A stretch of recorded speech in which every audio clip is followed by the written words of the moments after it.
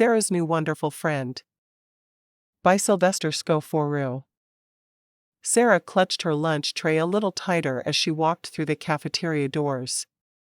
It was her third week at Lincoln Elementary, and every day felt the same, long, lonely, and quiet. Her mom had gotten a great new job across town, which meant a new apartment, a new neighborhood, and worst of all for Sarah, a new school. Third grade was hard enough without starting over. But Sarah had something that made it even harder. When she tried to say certain words, they came out different. Her speech therapist said it was temporary, that with practice she'd get better. But temporary felt like forever when you're 8 years old and the other kids notice everything.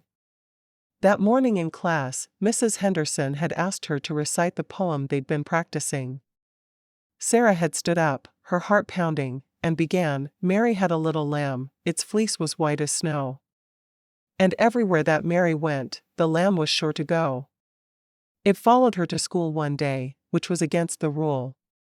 It made the children laugh and play to see a lamb at school.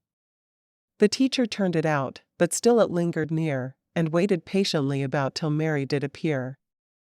"Why does the lamb love Mary so?" the eager children cry. "Why, Mary loves the lamb, you know," the teacher did reply. So when the teacher asked it to sit down on the floor, the classroom erupted in laughter. Sarah's face burned red. She'd meant to say sit.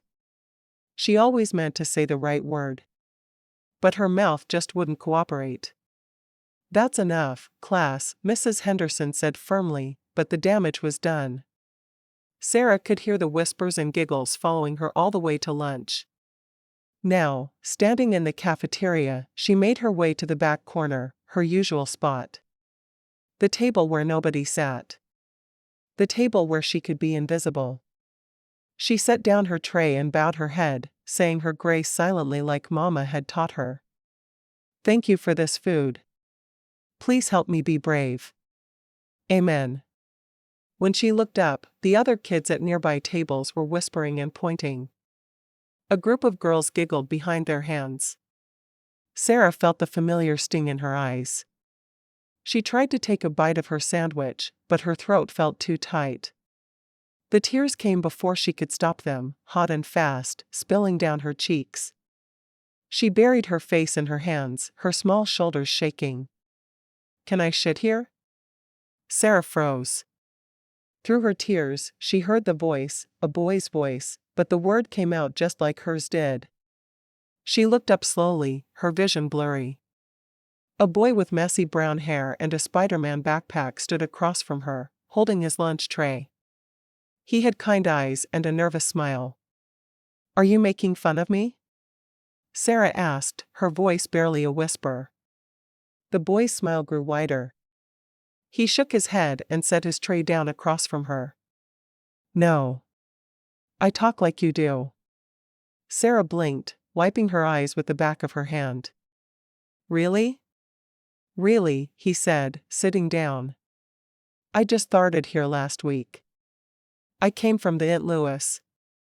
He meant started in Saint, but Sarah understood him perfectly. Her eyes brightened. She wiped away the last of her tears. "My name is P," he said proudly, trying to say Pete. Sarah felt something she hadn't felt in weeks, a giggle bubbling up from her chest. Not a mean giggle like the other kids, but a real, genuine laugh. "That's a wonderful name," she said, smiling for the first time all day. P laughed too, and just like that, they were both laughing together, understanding every single word the other said. "What's your name?" he asked. "Sarah."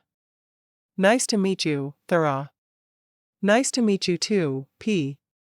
They opened their lunch boxes and started talking about their favorite superheroes, their pets, their favorite colors. Sarah told him about her cat, Whiskers. Pete told her about his dog, Rocket. Every word they said to each other made perfect sense, even when it wouldn't have made sense to anyone else. For the first time since starting at Lincoln Elementary, Sarah didn't eat lunch alone. For the first time, she didn't feel different or broken or sad. She felt understood. She felt seen. She felt like she had a friend. And sometimes, that's all any of us really need. Blue Heart. I hope you liked the story. Be sure to like and subscribe to Sko's Media's YouTube channel for more stories from Sylvester Sko Fourroux, and stay tuned for another story from Sylvester.